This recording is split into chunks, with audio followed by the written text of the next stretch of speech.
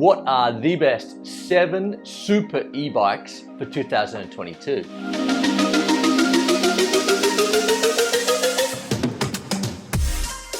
Riders, welcome back to Sam's Bikes, where you know we only talk e-bikes. I hope every rider out there is doing well. And today on the episode, I thought I'd look at the most desirable super electric bikes in 2022. This is going to be a very quick video because I am packing to go off to Poland tomorrow with Ben Moore and do my first urban downhill race and a national downhill event. Not sure it's a great idea, but I'm going with my Kinivo and I'm going to be racing it without the battery, which will be interesting.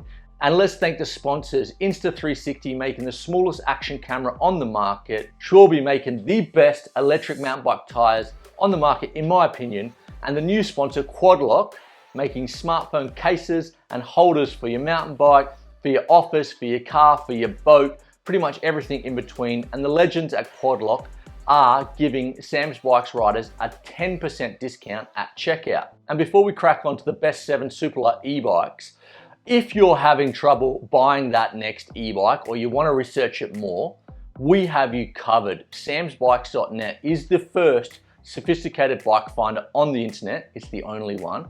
You can go over to samsbikes.net, check it out. You can compare bikes, put 3 against each other. You can use the sophisticated bike finder, answer 5 simple questions, and I will spit out a list of bikes that I recommend for you.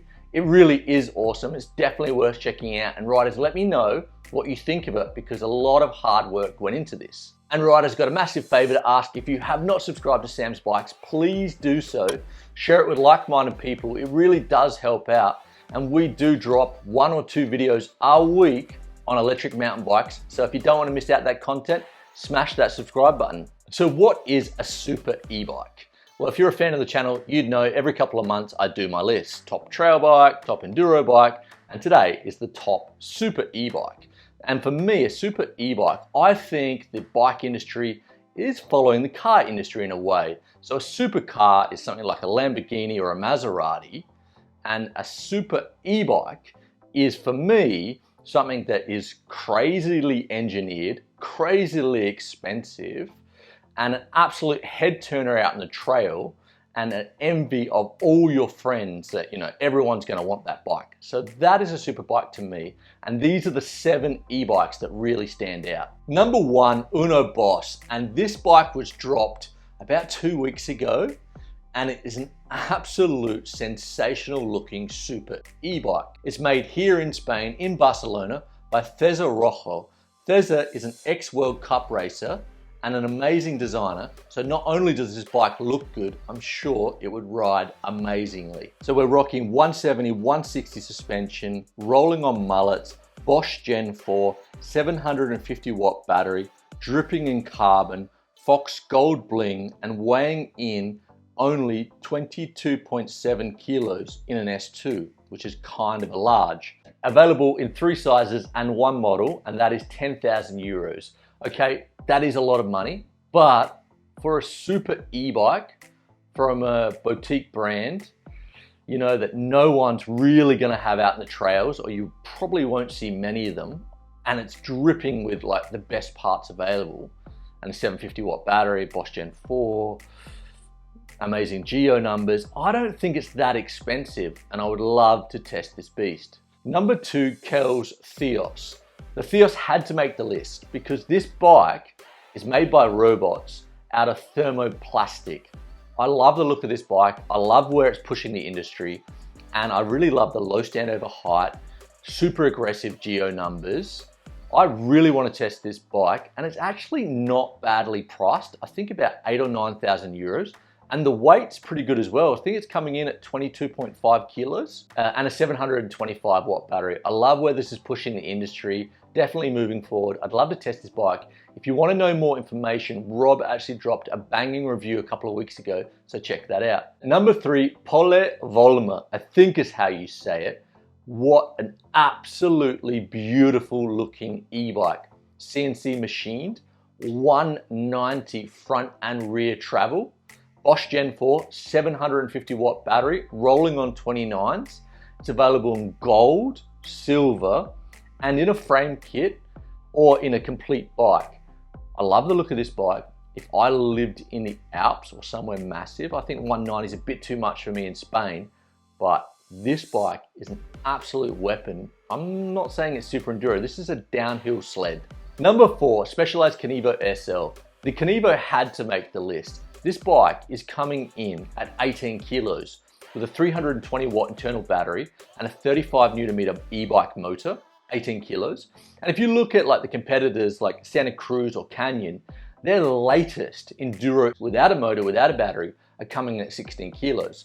So I think this is an engineering feat to bring this bike in only 2 kilograms heavier than the competitors that don't have a motor. Also, it's got that 6-way geometry changes.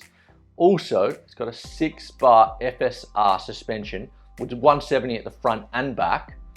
It is a magic carpet. I love the Kinivo SL and it definitely is a super e-bike. Number 5, VR46. That's right, Valentino Rossi has made a super e-bike.